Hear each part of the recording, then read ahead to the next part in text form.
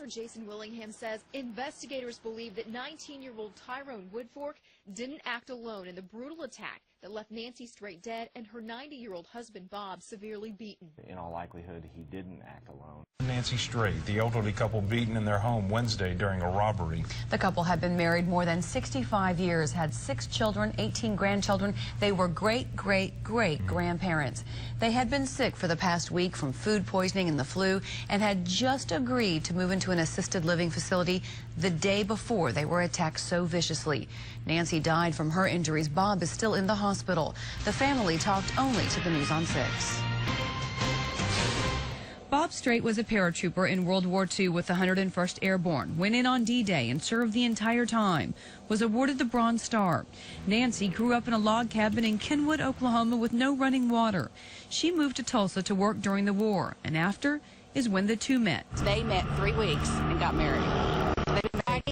Friday the 13th in 1946. And they've been married 65 years and 3 months. Nancy was a homemaker who made quilts and homemade jellies. Bob was a welder by trade and did woodworking as a hobby. The two of them did everything together, grocery shopping, doctor's visits, you name it. My mama was the kind, if you came in, she would say, go to the kitchen and help yourself to some groceries, or let me get you something. And she fed everybody. He's the kind of guy that if your car breaks down on the highway, he can fix it, and he would stop and fix your car. They would do anything and help anyone, which makes it so hard to understand why the men who kicked in their back door beat them so viciously just to take their TV, $200 cash, and a BB gun. Nancy didn't survive. Bob has a broken jaw, cracked ribs, and a BB lodged in his face.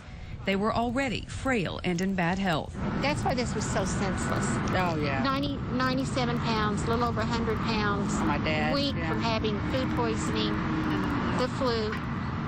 They would have done anything. 19-year-old Tyrone Woodfork is in custody. He lived just 4 houses down from the Straights. He was on a suspended sentence for a 2010 burglary conviction. Police say they are looking for 4 or 5 more men.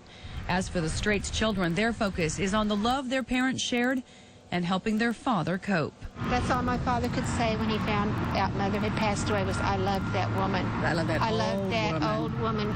So long I've loved that old woman. He said, we were... The family wants to thank everybody for their good wishes and urges anyone who knows who these other suspects